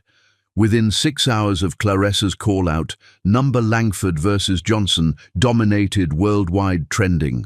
Sports commentators debated the ethics of father fighting daughter. Boxing commissions scrambled to understand legal implications. Social media erupted with theories and demands for Roberto's response. But Roberto Langford had vanished. "Where the hell is he?" screamed Richard Blackwell, Harrison's son who now managed Roberto's career. "Every news outlet in the world is calling, and our biggest asset is hiding like a coward." Charlotte sat across from Richard in the mansion's marble-floored conference room, her face carved from ice. "He's processing. This isn't just business for him. It better become business fast. We've got $300 million in endorsements that depend on Roberto's reputation. If he looks weak—" "He won't look weak," Charlotte interrupted. "Roberto will fight her. He has to." Meanwhile, at Rosario's gym. The tiny gym had been invaded by reporters, photographers, and camera crews from around the world. Miguel stood guard at the door like a bouncer, allowing only a select few inside to witness Claressa's training. "How does it feel to have called out your own father?" shouted a reporter from ESPN. Claressa didn't break rhythm on the heavy bag. Left hook, right cross, left uppercut. Each combination landed with thunderous precision. "It feels like justice," she said between punches, "for my mother, for every child who's been abandoned by a parent who chose money over family." "But he's Roberto Langford, a living legend. Aren't you intimidated?" Claressa stopped hitting the bag and turned to face the cameras, sweat gleaming on her face like war paint. "Legends are just stories people tell. I'm about to write a new one." The reporters scribbled frantically. This 17-year-old girl spoke with the confidence of someone who'd already won the fight. Anne watched from the corner, her heart torn between pride and terror. Her daughter was magnificent, strong, fearless, unbreakable, but she was also walking into a battle that could destroy her. "You sure about this, baby girl?" Anne asked when the cameras finally left. "Mama, I've been sure about this since I was 4 years old, and you told me my daddy chose money over us." Claressa's eyes blazed with cold fire. "I'm going to show him, and the whole world, what he threw away." Roberto's response. 3 days later, Roberto finally emerged from hiding. The press conference was held at the Beverly Hills Hotel, with Roberto flanked by his management team and lawyers. He looked older, haunted, but still carried himself with the bearing of a champion. "I want to address the recent claims made by Claressa Johnson," Roberto began, his voice steady despite the storm raging inside him. "While I cannot comment on personal matters from many years ago, I will say this. If Ms. Johnson wants to make a name for herself by challenging me, then she'll get her opportunity." The room erupted with questions. "Are you confirming she's your daughter? Will you actually fight her? What do you say to critics who call this a publicity stunt?" Roberto raised his hand for silence. "My team is in talks with the Nevada State Athletic Commission. If they sanction the fight, and if Ms. Johnson can prove she belongs in the ring with me, then we'll settle this matter where it should be settled, between the ropes." Richard Blackwell leaned into the microphone. "The fight will be for Roberto's WBC heavyweight title. Winner takes all. The date will be announced within the week." As Roberto left the podium, one reporter shouted a question that stopped him cold. "Mr. Langford, what would you say to your daughter if she really is your child?" Roberto turned back, his face a mask of pain and pride. I'd say she better be ready for the fight of her life." The announcement. 1 week later, the boxing world received the news that would define the sport for generations. Roberto the Thunder, Langford versus Claressa Lightning Johnson. For the WBC Heavyweight Championship, MGM Grand Garden Arena, Las Vegas. Pay-per-view, December 15th. The announcement sent shockwaves through every corner of the sports world. Father versus daughter, legend versus rising star. The ultimate family drama played out on boxing's biggest stage, Anne's plea. That night, Anne knocked on the door of Roberto's Beverly Hills mansion for the first time in 18 years. Charlotte answered, her face twisting with disgust. "What do you want?" "I want to talk to Roberto about our daughter." "Your daughter?" "He never claimed her." "Let me in, Charlotte, or I'll camp on your doorstep until every reporter in the city knows where Roberto lives." 5 minutes later, Anne sat across from Roberto in his study, the same room where he kept his championship belts. 18 years had changed them both, him into something harder and colder, her into something fiercer and more determined. "She's going to get hurt," Anne said without preamble. "You're twice her size, Roberto. You could kill her." Roberto's voice was barely a whisper. "Do you think I don't know that? Do you think I wanted this?" "Then call it off. Admit she's your daughter and walk away." "I can't." Roberto's hand shook as he poured himself a drink. "If I admit she's mine, Charlotte leaves and takes half of everything. If I don't fight her, I look like a coward and lose my endorsements. And if I do fight her, you might destroy the only good thing that came from what we had." They sat in silence, the weight of 18 years pressing down between them. "She's beautiful, Roberto, strong and smart, and everything we dreamed our child would be. She could have been Daddy's little girl, going to private schools and wanting for nothing. Instead, she hates me. She doesn't hate you. She hates what you chose over her." Anne leaned forward, her eyes blazing. "You can still choose differently. You can still be her father instead of her opponent." Roberto looked at Anne, the woman he'd loved more than life itself, the woman he'd destroyed for money and power, and felt something break inside his chest. "It's too late, Anne. The contracts are signed. The world is watching. There's no way back from this." Anne stood up, her voice cutting through him like a blade.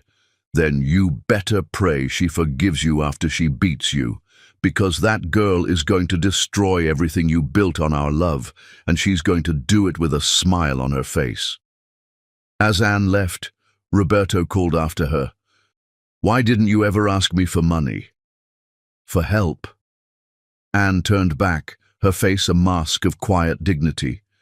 "Because I wanted our daughter to earn everything she got. I wanted her to be strong enough to stand on her own when the time came to face you." "And is she?" "Roberto, you're about to find out that the daughter you abandoned is twice the fighter you ever were, and she's got something you never had." "What's that?" "Nothing left to lose." Training camps. As news of the fight spread, both fighters retreated to their training camps. Roberto trained in a state-of-the-art facility in Big Bear, surrounded by world-class trainers, nutritionists, and sparring partners. Every advantage money could buy. Clarissa trained in the same run-down gym where she'd learned to fight, surrounded by people who loved her not for what she could earn them, but for who she was. The contrast couldn't have been more stark. The final stare-down. 6 weeks before the fight, they met for the official press conference and weigh-in ceremony. The MGM Grand was packed with media from around the world. When Clarissa walked onto the stage, the crowd erupted. She wore simple black training gear, her hair pulled back in a tight ponytail, her eyes focused like laser beams. Roberto followed, still impressive at 41, his body sculpted by decades of professional training, but something in his eyes looked uncertain, haunted. They stood face to face for the traditional stare-down. Father and daughter, abandoned child and abandoning parent, the past confronting its consequences. "Any words for your opponent?" a reporter shouted. Clarissa never broke eye contact with Roberto as she spoke into the microphone. "I don't need his name, his money, or his legacy. I just need 5 rounds to show him what he threw away." Roberto stared into eyes that were mirrors of his own, filled with a hunger and determination that reminded him of himself at her age. "And what do you say to that, Mr. Langford?" Roberto's voice was barely audible above the crowd noise. "I say, I'm proud of the woman she's become, but pride won't save her in that ring." As they separated, neither fighter looked back. The die was cast. The battle lines were drawn. The greatest fight in boxing history was 6 weeks away. Roberto Langford was about to learn that some storms destroy everything in their path, and Claressa Johnson was about to prove that daughters remember everything their fathers forget. Chapter 8. Preparing for War. 6 weeks before the fight, Roberto's training camp. The punching bag exploded under Roberto's assault, sand spilling across the pristine floor of his private training facility. His sparring partners lay scattered around the gym, 3 heavyweight contenders who'd thought they could give the aging champion a decent workout. They'd all been wrong. "Jesus Christ, Roberto," gasped Tony Marquez, a former title contender now sporting a broken nose. "You trying to kill us?" Roberto said nothing. He'd been training with possessed fury for 3 weeks, pushing his 41-year-old body harder than he had in a decade. Every combination carried devastating intent. Every sparring session ended with someone getting hurt. "Boss," called his trainer, Eddie Castellanos, from across the gym, "you need to dial it back. You're going to burn out before the fight." "I'm fine," Roberto growled, wrapping his hands for another round on the heavy bag. But he wasn't fine. Every night he dreamed of Anne's broken voice in that locker room 18 years ago. Every morning he woke up to pictures of Claressa on the sports pages, her eyes blazing with the same determination he'd once possessed. His daughter had become everything he'd abandoned her to prevent. Meanwhile, at Rosario's gym, Claressa moved through her training routine with the mechanical precision of a master craftsman. 6 rounds on the heavy bag, followed by 5 rounds of speed bag work, then an hour of technical drilling with Miguel. "Your combinations are getting too predictable, Mija," Miguel called out as Claressa finished a series of left hook-right cross sequences.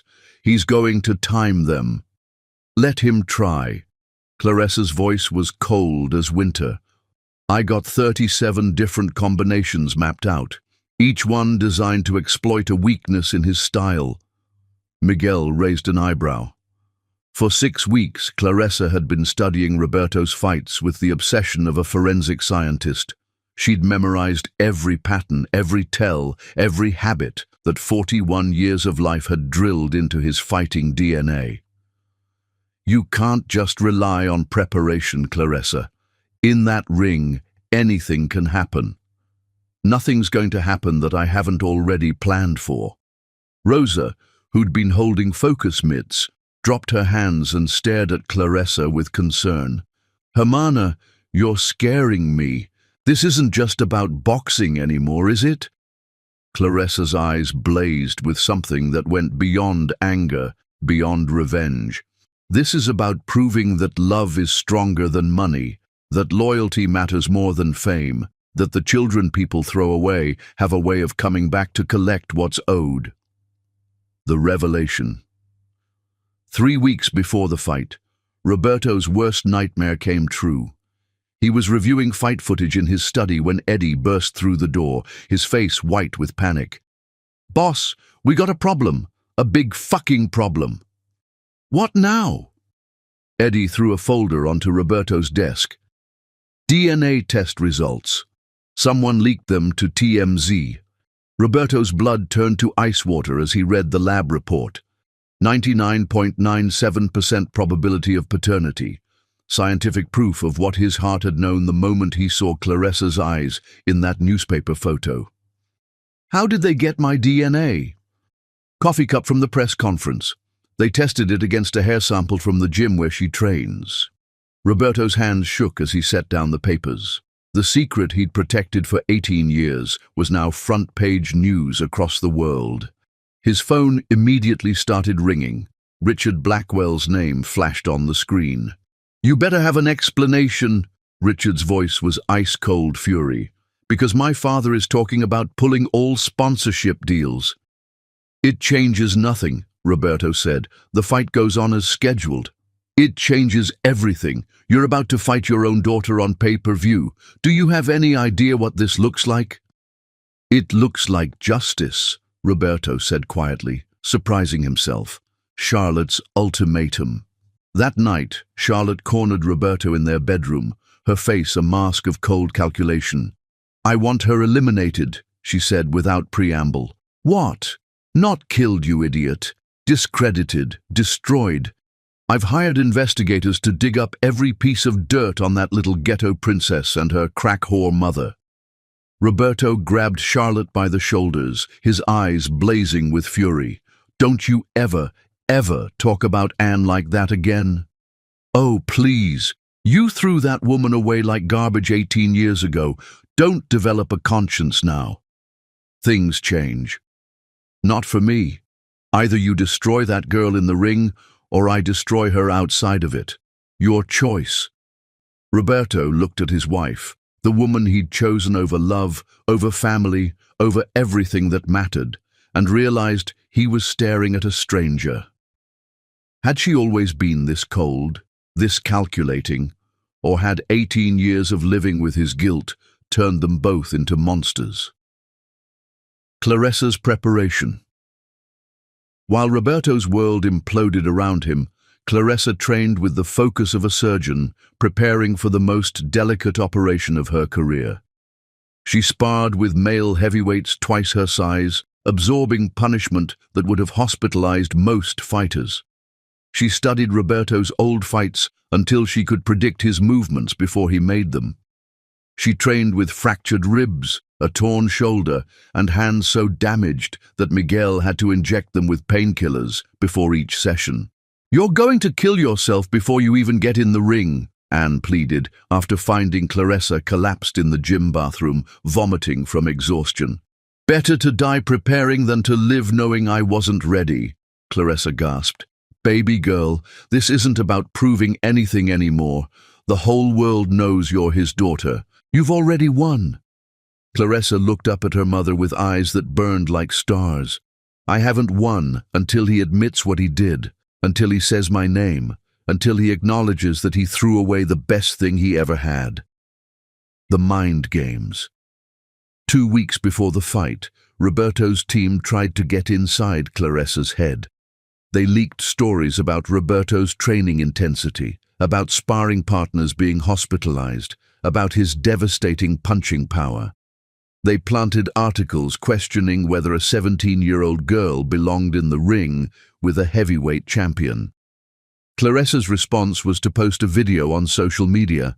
She stood in front of the heavy bag in Miguel's gym, wearing simple workout gear, her face calm as stone. "They want to talk about my father's power, about his experience, about how I'm just a little girl who doesn't belong." She turned to the heavy bag and unleashed a combination that sent shockwaves through the building. Left hook, right cross, left uppercut, right overhand. Each punch landed with the sound of thunder. The heavy bag, a 200-pound professional model, tore completely off its chain and crashed into the wall. Claressa turned back to the camera, not even breathing hard. December 15th. Roberto Langford is going to learn that power isn't about size. It's about having nothing left to lose. The video went viral within hours. Roberto's breaking point. 1 week before the fight, Roberto couldn't take it anymore. He drove to Anne's apartment at 2 a.m., sitting outside in his Bentley for an hour before finally knocking on her door. Anne answered in her robe, unsurprised to see him. "I can't do this," Roberto said, his voice breaking. "I can't fight my own daughter." "Then don't. You don't understand. If I pull out now, I lose everything. The endorsements, the money, my legacy." "You lost everything 18 years ago when you chose money over love," Anne said quietly. "This is just the bill coming due." Roberto looked at the woman he'd destroyed, the woman who'd raised their daughter to be everything he'd failed to become. "Tell me how to fix this. Tell me how to be her father instead of her enemy." "You can't, Roberto. That chance died in a locker room when you called me nobody. The only thing you can do now is give her what she needs." What's that? The chance to beat you. The chance to prove that the daughter you abandoned became stronger than the father who walked away. Roberto stared at Anne for a long moment, seeing the woman he'd loved reflected in their daughter's fierce determination. She's going to destroy me, isn't she? Completely, Anne said with quiet satisfaction. And Roberto? She's going to enjoy every second of it. Final preparations. With 3 days left before the fight, both camps made their final preparations. Roberto trained alone, hitting bags with mechanical precision while his team whispered about backup plans and damage control. Claressa surrounded herself with the people who'd believed in her from the beginning. Miguel, Rosa, Anne, and the fighters from the gym who'd become her family. "Remember, Mija," Miguel said as he wrapped her hands for the last training session. "He's bigger, stronger, more experienced, but you got something he lost a long time ago." "What's that, coach?" "The hunger, the fire, the thing that makes champions out of throwaway kids." Claressa nodded, her eyes already focused on the battle that would define both their lives. "I'm ready." But as she said it, Claressa had no idea that Roberto had already made a decision that would change everything. In 3 days, father and daughter would face each other across a boxing ring. Only one of them would emerge as champion, but both of them would finally learn the true cost of the choice Roberto had made 18 years ago in a locker room beneath Madison Square Garden. The war was about to begin. Chapter 9. The Night Before Battle. December 14th, 11:47 p.m., MGM Grand Hotel. Las Vegas pulsed with electric anticipation. Every sports bar, casino, and hotel lobby buzzed with conversations about tomorrow's fight. Betting lines had shifted 17 times in the past week. Pay-per-view pre-orders had shattered every boxing record. Father versus daughter. Legend versus rising storm. The most anticipated fight in the history of combat sports was less than 13 hours away. Roberto's penthouse suite. Roberto stood on his balcony overlooking the strip, the neon lights painting his face in alternating shades of red and gold. Below him, the city that had made him rich, sparkled like scattered diamonds. Tomorrow, it might witness his destruction. His hands, the same hands that had earned him $200 million, trembled as he gripped the railing. In his mind, he replayed every moment that had led to this nightmare. Anne's broken voice in that locker room. Claressa's cold stare at the press conference. 18 years of choices that had seemed so right at the time. Having second thoughts? Roberto turned to find Charlotte in the doorway, her silk nightgown catching the city lights. Even now, on the eve of the most important fight of his life, she looked like she was posing for a magazine cover. "How can you be so calm?" Roberto asked. "Because tomorrow, one way or another, this ends. Either you destroy that little girl and we move on with our lives, or she destroys you and I take half of everything in the divorce." Roberto stared at his wife, the woman he'd chosen over love, and realized he was looking at a stranger. "Is that all this is to you? A business transaction? What else would it be? Love?" Charlotte laughed, the sound like breaking crystal. "Roberto, we stopped pretending this was about love 15 years ago. This is about money, power, and protecting what we've built. And if I lose? You won't. You're Roberto Langford. She's just an angry child with daddy issues." But even as Charlotte said it, Roberto heard the uncertainty in her voice. They'd both seen the footage of Claressa's training. They'd both seen the cold determination in her eyes. Tomorrow wasn't going to be a fight, it was going to be an execution. The only question was, who would die? 3 floors below, Anne's hotel room. Anne sat on the edge of her bed, staring at the ultrasound photo she'd carried for 18 years. The edges were worn from handling, the image faded but still clear enough to see the tiny form that had grown into the most dangerous fighter on the planet. A soft knock interrupted her thoughts. "Come in, baby girl." Claressa entered wearing simple pajamas, her hair loose around her shoulders. For a moment, she looked like the little girl who used to crawl into Anne's bed during thunderstorms. Can't sleep either. Too much energy.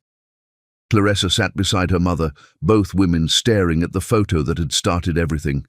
Mama, what if? No what ifs. Not tonight.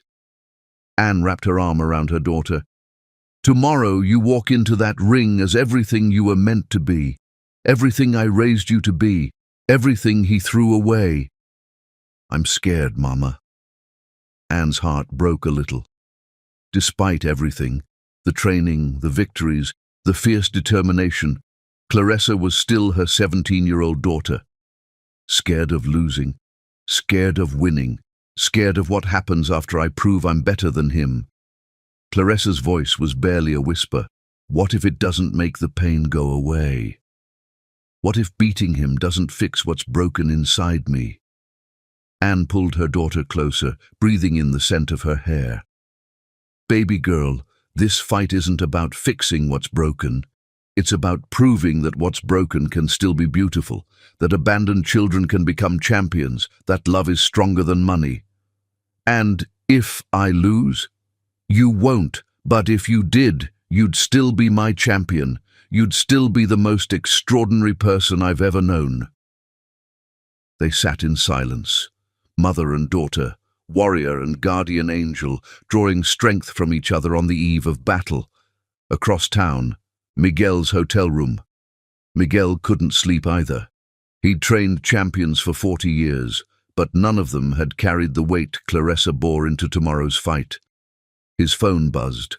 A text from Rosa. Can't sleep. Thinking about tomorrow. Miguel typed back, she's ready, more ready than anyone I've ever trained. But is she ready for what comes after?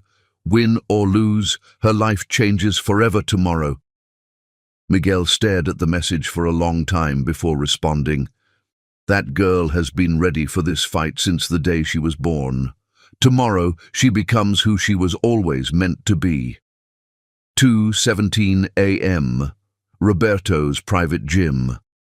Unable to sleep, Roberto found himself in the hotel's private training facility, hitting the heavy bag with mechanical precision. Each punch was perfect, technically flawless combinations that had destroyed a generation of heavyweights. But something was missing. The fire, the hunger, the thing that had once made him unstoppable. You're up late.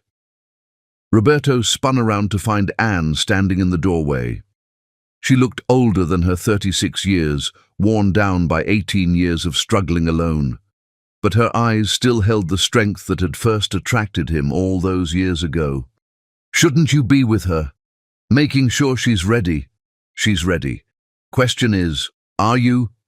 Roberto unwrapped his hands slowly, buying time he didn't have. Why are you here, Anne? To ask you one last time, don't do this. Cancel the fight. Admit she's your daughter and try to build something real with her. You know I can't do that. Can't or won't. Roberto met her eyes, the eyes of the woman who'd loved him when he was nothing, who'd believed in him when no one else would. If I cancel now, I lose everything. My reputation, my money, my legacy. Charlotte leaves and takes half of what's left. I become a cautionary tale about a fighter who got old and weak. And if you don't cancel, I fight my own daughter on live television while the world watches. They stood in silence, the weight of 18 years pressing down between them. She's incredible, Anne. Watching her train, seeing her fight, she's everything I was at that age, but better, hungrier, more focused. She had to be. She didn't have the luxury of coaches and managers and million-dollar training camps. She had to become great with nothing but will and talent. Roberto's voice cracked. I want to be proud of her. I want to tell the world that she's my daughter, and I couldn't be more amazed by what she's become. But you're terrified she's going to destroy you. Aren't you? Anne smiled, and for a moment, Roberto saw the woman he'd fallen in love with 2 decades ago. Roberto, I've been waiting 18 years for our daughter to destroy you. It's going to be the most beautiful thing I've ever seen. As Anne turned to leave, Roberto called after her. "What should I tell her? If I get the chance, what should I say?" "Tell her you're sorry. Tell her you were wrong. Tell her that walking away from us was the biggest mistake of your life. And if she doesn't forgive me, then you'll know exactly how I felt in that locker room when you called me nobody." 5:33 a.m. Claressa's final preparation. Claressa stood in front of the mirror in her hotel room, shadowboxing with fluid precision. Her reflection moved like liquid violence, every combination perfect, every movement calculated for maximum destruction. Miguel had texted her fight instructions. "Remember everything we practiced. Stay disciplined. Don't let emotion override technique." Rosa had sent encouragement. "You got this, Hermana. You were born for this moment." But it was her mother's note that meant the most. "No matter what happens tomorrow, you are my champion, my pride, my greatest achievement. Fight with love, not hate. Show him what real strength looks like." Claressa folded the note and tucked it into her glove bag. Tomorrow, she would carry her mother's love into battle against her father's legacy. 8:45 a.m. Fight day morning. The sun rose over Las Vegas like a blood-orange promise of violence.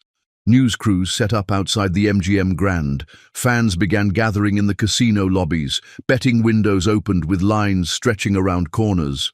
Roberto ate breakfast alone in his suite, staring at eggs and coffee he couldn't taste. Charlotte had already left for her spa appointment, maintaining her perfect appearance for the cameras that would document either his greatest victory or his most devastating defeat. 3 floors below, Claressa ate oatmeal and fruit while reviewing fight footage one last time. Anne sat beside her, saying nothing, just being present for her daughter on the most important day of both their lives. Miguel arrived at 9 a.m. sharp, carrying the gloves Claressa would wear into battle. Custom-made, perfectly weighted, with a small picture of Anne tucked inside the left one. "Ready, mija?" "I've been ready for 18 years, coach." 11:27 a.m. Final preparations. The weigh-in was a formality. Both fighters made weight easily. The crowd screamed as they faced off one last time, father and daughter separated by 18 years of pain and an ocean of regret. Roberto, 6 feet 4 inches, 238 pounds of seasoned muscle and championship experience. Claressa, 5 feet 10 inches, 195 pounds of pure hunger and unbreakable will. They didn't speak during the stare-down. What was there to say? Everything that mattered would be settled in the ring. As they separated, Roberto caught Claressa's eye and mouthed 2 words: "I'm sorry." Claressa's response was a smile that chilled his blood. "You will be." 6:47 p.m. Pre-fight. The arena filled to capacity. Celebrities, politicians, and boxing legends filled the front rows. The energy was electric, dangerous, like the moment before lightning strikes.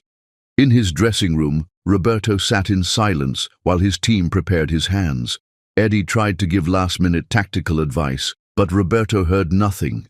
His mind was locked on the moment when he would walk through those ropes to face the daughter he'd abandoned. 3 doors down, Claressa meditated in perfect stillness, while Miguel wrapped her hands with the reverence of a priest preparing communion.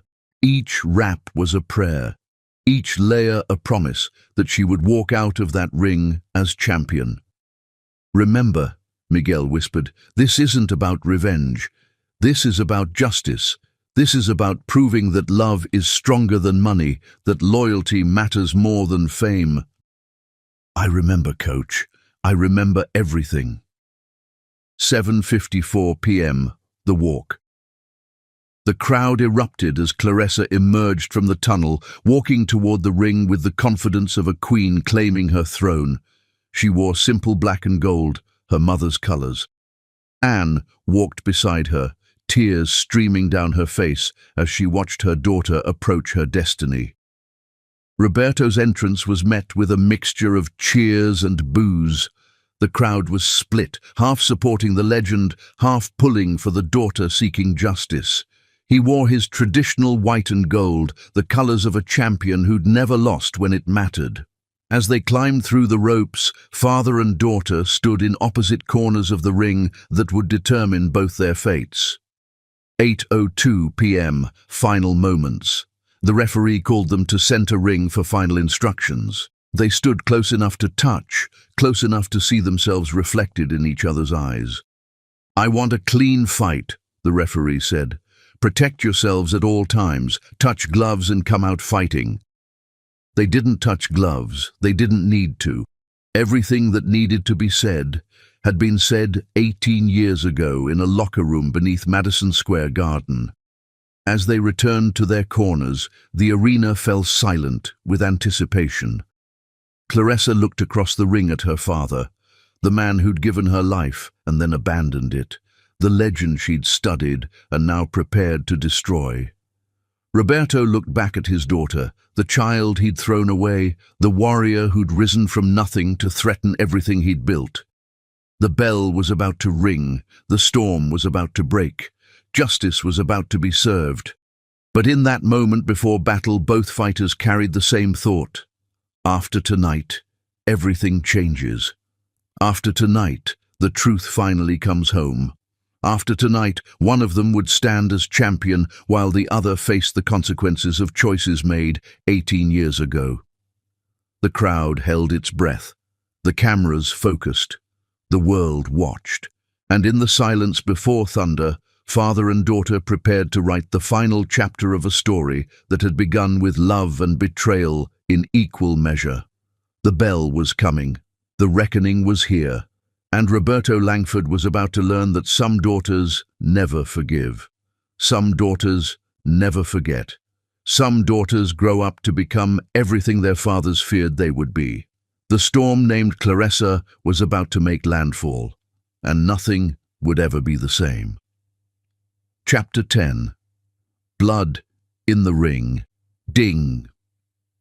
The bell rang like a gunshot through the MGM Grand Arena, and 18 years of abandonment exploded into violence.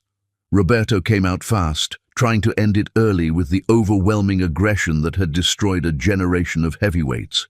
His first combination, jab, cross, hook, was thrown with championship precision.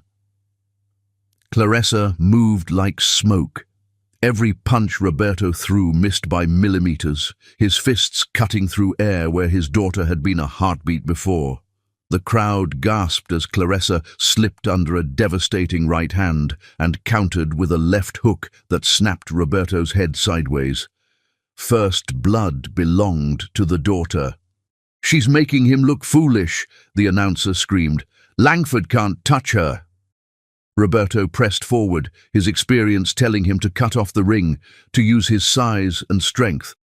But Claressa had studied him too well. Every move he made, she'd already seen coming. Every pattern he fell into, she'd memorized and prepared to counter. By the end of round 1, Roberto's perfect record had its first crack. His right eye was swelling from 3 clean shots he'd never seen coming.